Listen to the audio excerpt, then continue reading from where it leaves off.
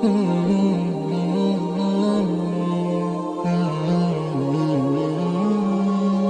bismillahirrahmanirrahim. Assalamualaikum warahmatullahi wabarakatuh. Baik anak-anakku sekalian, bagaimana kabarnya hari ini? Mudah-mudahan sehat-sehat selalu ya. Dan mudah-mudahan kalian itu semangat terus untuk belajar. Kemarin kalian sudah melewati peringatan Hari Proklamasi ke-75 Indonesia Merdeka. Bapak senang berjumpa lagi dengan kalian di mana kita sudah sekian lama tidak berjumpa. Alhamdulillah kita berjumpa lagi di pelajaran PAI, Pendidikan Agama Islam. Baik anak-anakku sekalian, pertemuan kali ini Bapak akan membahas materi tentang fikih, yaitu bab toharoh. Apakah kalian sudah siap? Nah, kalau sudah siap, siapkan mental kalian, siapkan buku-bukunya untuk mencatat ya. Sebelumnya pembahasan materi ini, kita alangkah baiknya kita berdoa dulu terlebih dahulu ya, agar kita dimudahkan segala urusan kita. A'udzubillahi minasyaitonirrajim. Bismillahirrahmanirrahim. Rabbitu billahi robba wa bil islami dina wa bi Muhammadin nabiyya wa rasula. Rabbi zidni ilma warzuqni fahma. Amin ya rabbal alamin. Anak-anakku sekalian, dalam pembahasan kali ini Bapak sebelumnya akan menyampaikan kompetensi dasar.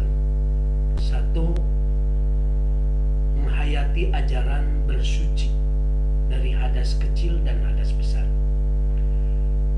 berdasarkan syariat Islam. Yang kedua, menunjukkan perilaku hidup bersih sebagai wujud ketentuan bersuci dari hadas besar berdasarkan ketentuan syariat Islam. Yang ketiga, memahami ketentuan bersuci dari hadas besar berdasarkan ketentuan syariat Islam. Dan yang keempat, menyajikan cara bersuci dari hadas besar dan hadas kecilnya. Itulah tadi kompetensi dasar yang kalian harus kita pahami. Anak-anakku sekalian, Islam adalah agama yang suci dan bersih. Tentunya kalian juga sering mendengar bahwa kebersihan itu adalah sebagian dari iman. Maka hari ini bahwa kebersihan memiliki arti yang sangat penting dalam kehidupan kita. Mengingat kebersihan itu sangat penting, maka anak-anakku sekalian, pada hari ini Bapak akan membahas tentang berkaitannya dengan tata cara bersuci dalam Islam. Ya. Yang pertama akan kita bahas pengertian toharoh. Ya. Toharoh itu dapat dibagi menjadi dua bagian. Itu menurut bahasa artinya bersuci, atau yang kedua menurut istilah adalah suatu kegiatan menghilangkan hadas dan najis. Kotoran dari mana? Dari tubuh yang menyebabkan tidak sah untuk beribadah. Najis dan hadas di dalam Al-Quran surat Al-Baqarah ayat 22. Innallaha yuhibbul muttawabina wa yuhibbul mutatahhirin. Ya. Artinya sesungguhnya Allah itu menyukai orang-orang yang bertobat dan menyukai orang-orang yang bersuci. Jadi anak-anakku sekalian, tohara itu berkaitan dengan Quran surat Al-Baqarah ayat 222. Oleh karena itu, di dalam Al-Quran dan Al-Hadis banyak ditemukan petunjuk-petunjuk agar umat Islam bersih dan suci. Slogannya banyak, slogan kalau kita lihat kebersihan itu sebagian daripada iman. Banyak terpampang juga di papan-papan pengumuman, di jalan-jalan, gitu ya, atau di sekolah. Jika seseorang menjaga kebersihan diri dari kebersihan dan kebersihan hati di dalam kehidupannya, maka orang itu mempunyai kualitas iman yang tinggi.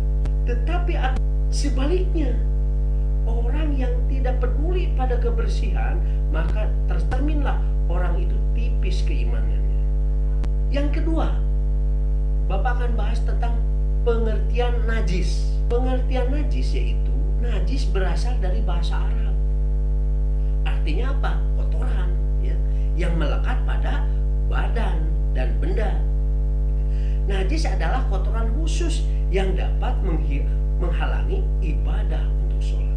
Seperti adanya sesuatu yang keluar dari dua jalan, yaitu dari kubur dan dubur. Ya. Najis ini ada dua. Yang pertama, najis aini.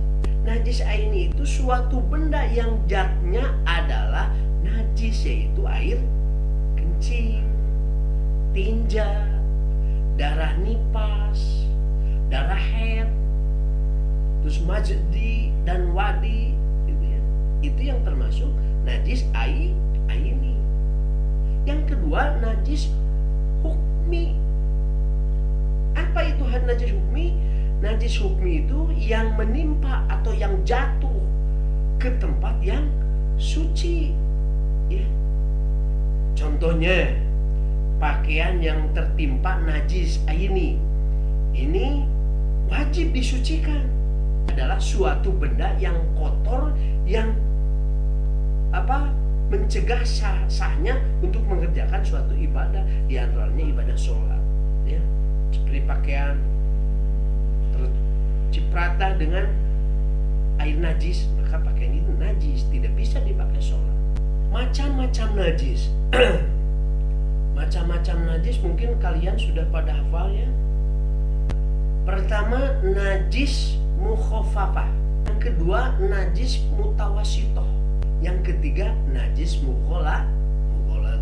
Nah, yang disebut najis mukhafafah yaitu najis ringan, yaitu air kencing anak laki-laki yang belum berusia 2 tahun, belum makan apa-apa, baru minum air susu ibunya.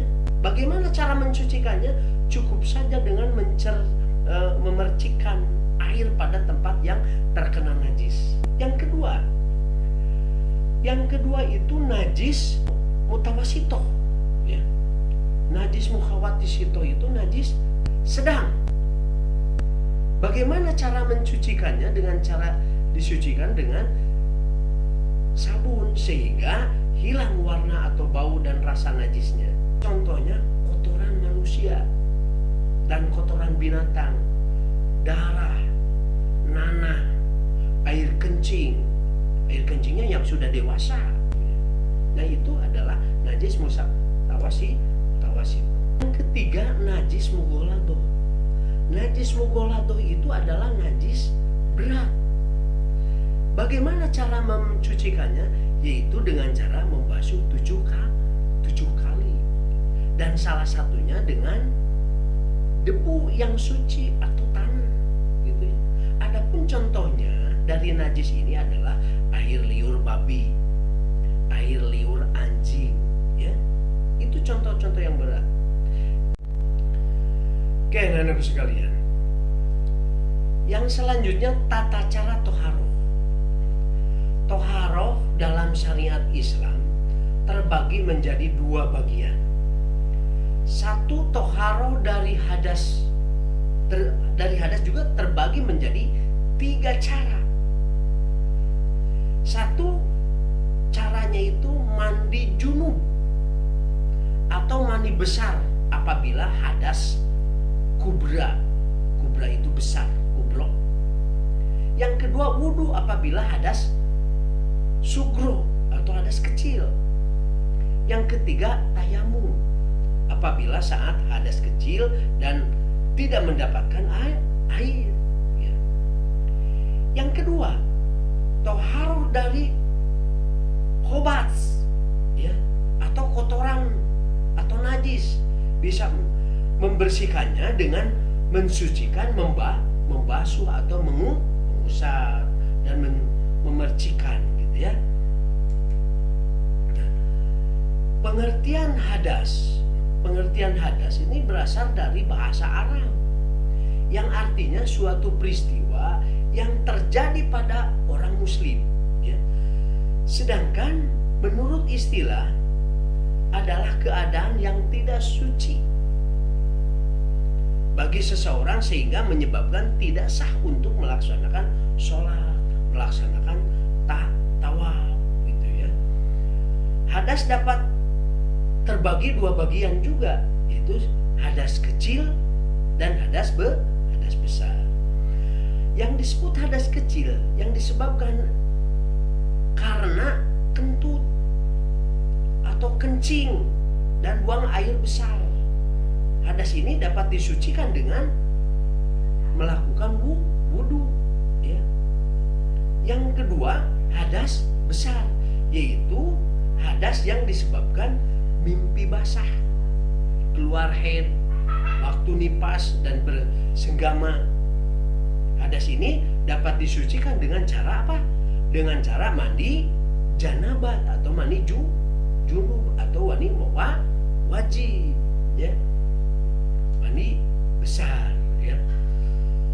Oke, anak-anakku sekalian, mungkin itu yang Bapak bisa sampaikan untuk pertemuan kali ini dalam bab Toharoh.